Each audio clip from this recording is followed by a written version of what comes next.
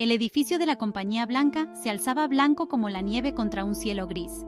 Era una estructura diferente a cualquier otra. Sus paredes brillaban de forma antinatural. Las ventanas eran opacas, ocultando los secretos que guardaban. Parecía latir con un resplandor misterioso, como si estuviera vivo. Al entrar al vestíbulo, uno se veía inmediatamente impactado por el silencio. El aire era denso con una tensión tácita. Los pisos, las paredes e incluso los muebles eran del mismo blanco cegador. Se sentía como entrar en un sueño, o tal vez en una pesadilla. No había recepcionista, solo un escritorio con un único teléfono blanco, que no sonaba.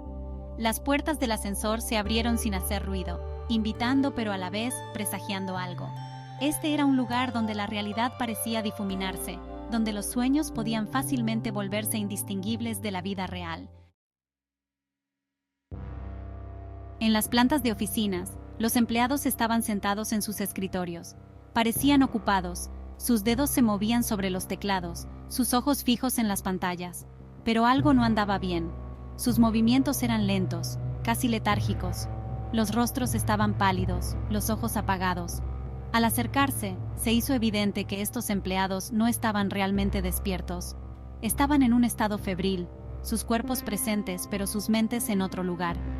Era como si estuvieran atrapados en un sueño colectivo, incapaces de despertar. Nadie hablaba. Los únicos sonidos eran el zumbido de las computadoras y el ocasional crujido del papel. La atmósfera era densa, con una calma inquietante, como si el propio edificio estuviera conteniendo la respiración. Esto no era normal, en absoluto. La enfermedad se había apoderado de ellos, arrastrándolos a un sueño profundo e implacable. Trabajaban mecánicamente, impulsados por alguna fuerza invisible. Era una visión inquietante, la línea entre la realidad y la ilusión se hacía cada vez más fina. La urgencia apremiaba a medida que comenzaba la búsqueda del gerente de la empresa. Los pasillos giraban y se retorcían, cada uno idéntico al anterior. Había una sensación de estar siendo observado, aunque no había nadie allí. La ansiedad carcomía los bordes de la mente. Las puertas se alineaban en los pasillos, cada una conduciendo a habitaciones llenas de más empleados dormidos. La desesperación crecía a cada paso. La necesidad de encontrar respuestas se intensificaba. Era como navegar por un laberinto. Cada giro conducía más profundamente a lo desconocido. Finalmente, apareció una puerta diferente a las demás. Era más grande, más ornamentada. Al empujarla para abrirla, la visión del interior fue a la vez impresionante y desconcertante. Un gran árbol de Navidad se alzaba en el centro, con sus luces parpadeando suavemente. Estaba fuera de lugar, pero de alguna manera encajaba. El árbol estaba cubierto de adornos, cada uno único y delicado. Parecía tener un significado, una pista del misterio. El gerente no se encontraba por ninguna parte, pero el árbol atraía la mirada, obligando a uno a mirar más de cerca, a comprender su significado. El árbol de Navidad era un espectáculo digno de contemplar. Sus ramas se extendían hacia lo alto, adornadas con una variedad de adornos. Cada uno parecía contar una historia, reflejando la luz en una danza fascinante. Era como si el árbol guardara la esencia de los sueños entre sus ramas. Los adornos eran variados. Algunos eran tradicionales como bolas de cristal y espumillón. Otros eran más peculiares, pequeñas figuras y formas abstractas. Cada uno parecía latir con su propia energía, atrayendo al observador a una contemplación más profunda. Las luces del árbol brillaban a un ritmo, casi como un latido del corazón. Era hipnótico, arrastrando a uno a un trance. La habitación parecía desvanecerse, dejando solo el árbol y su luminosa presencia. Era un símbolo de algo más grande, un faro en el paisaje surrealista. Al tocar uno de los adornos, una ola de calor se extendía por el cuerpo. Era una sensación reconfortante, aunque teñida de tristeza. El árbol era una paradoja, hermoso pero melancólico, albergando tanto esperanza como desesperación entre sus ramas. Sección 5. La transición a la playa. La escena cambió repentinamente. Las paredes blancas se disolvieron en una playa. La arena era suave bajo los pies. El sonido de las olas era relajante. Era un marcado contraste con la esterilidad de la oficina, un lugar de belleza natural y calma. El cielo era de un azul profundo, salpicado de esponjosas nubes blancas. El sol brillaba con fuerza, proyectando un cálido resplandor sobre todo. Era un paraíso, un escape perfecto de la atmósfera opresiva de la oficina. Pero había un trasfondo de inquietud. A medida que uno caminaba por la orilla, la playa comenzó a cambiar. Las olas se hicieron más grandes, el cielo se oscureció. El aire se cargó de electricidad, una tormenta se avecinaba en el horizonte. Fue una transformación surrealista. La tranquilidad dio paso a la confusión. La arena se movió bajo los pies, volviéndose inestable.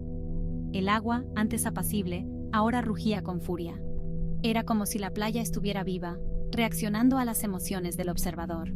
La frontera entre el sueño y la realidad se difuminó aún más. La sensación de peligro creció. La playa era ahora un lugar de caos. Las olas chocaban violentamente contra la orilla, el viento aullaba. El cielo era una masa arremolinada de nubes oscuras, los relámpagos centelleaban amenazadoramente. Era una escena de poder puro e indómito, un marcado contraste con la calma inicial. La arena ya no era suave, sino áspera y abrasiva. Se aferraba a la piel, un recordatorio constante del entorno tumultuoso. El aire era denso, cada respiración cargada de expectación. Era un lugar al límite, oscilando entre la serenidad y la destrucción. En medio del caos, había momentos de extraña quietud. La tormenta se detenía, las olas retrocedían, y por un breve instante, la paz volvía. Pero era fugaz, rápidamente reemplazada por la furia de los elementos. Era un ciclo de calma y caos que se repetía sin cesar. La playa era un reflejo de la mente, un paisaje moldeado por las emociones. Era un lugar de sueños y pesadillas, donde la realidad y la ilusión se entrelazaban. La sensación de vulnerabilidad era palpable, la comprensión de que uno estaba a merced de fuerzas que escapaban a su control. En medio de la tormenta, apareció una figura. Era una mujer, de pie al borde del agua. Su presencia era a la vez reconfortante e inquietante. Irradiaba una calma que contrastaba con el caos que la rodeaba. Era la madre del protagonista, un símbolo de amor y preocupación. Sus ojos eran bondadosos, aunque llenos de tristeza. Ella extendió la mano, su tacto era suave y cálido. Fue un momento de conexión, un breve respiro de la confusión. El protagonista sintió una oleada de emociones, una mezcla de alivio y tristeza. La madre habló en voz baja. Sus palabras tenían un peso de sabiduría. Habló de sueños y realidad, de la fina línea que los separaba. Su voz era tranquilizadora, un bálsamo para la mente atribulada. Era un recordatorio de la fuerza que se encuentra en la vulnerabilidad. Mientras la tormenta continuaba, la madre permaneció como un faro de calma. Su presencia era una fuerza estabilizadora, un recordatorio de lo que realmente importaba. El encuentro fue breve, pero su impacto fue profundo. Fue un momento de claridad en medio de la confusión, un atisbo de esperanza en la oscuridad. El encuentro con la madre trajo una nueva comprensión. La playa, la oficina, el árbol de Navidad, todos eran símbolos, reflejos del mundo interior. La enfermedad que aquejaba a los empleados no era solo física, sino una manifestación de miedos y ansiedades más profundas. El gran árbol de Navidad, con sus luces centelleantes y sus singulares adornos, representaba la complejidad de los sueños. Cada adorno era un fragmento del subconsciente, una pieza del rompecabezas. El árbol era un mapa que guiaba a través del laberinto de la mente. La playa, con sus cambiantes estados de ánimo, era un espejo del estado emocional. Mostraba la fragilidad de la tranquilidad y la amenaza siempre presente de la confusión. Era un recordatorio de que la paz no era un derecho, sino algo que hay que apreciar y proteger. La comprensión fue a la vez reconfortante y desalentadora. Trajo una sensación de comprensión, pero también un reconocimiento de los desafíos que se avecinaban. El viaje a través del paisaje onírico estaba lejos de terminar, pero el camino era ahora más claro. Los símbolos habían hablado, revelando sus verdades. El viaje a través del paisaje surrealista dejó una huella imborrable. La línea entre el sueño y la realidad se había difuminado, revelando el delicado equilibrio entre ambos. La oficina blanca, los empleados dormidos, el gran árbol de Navidad y la tumultuosa playa, todos formaban parte de un tapiz más grande. Los temas de la ilusión y la realidad estaban entrelazados, influyéndose mutuamente.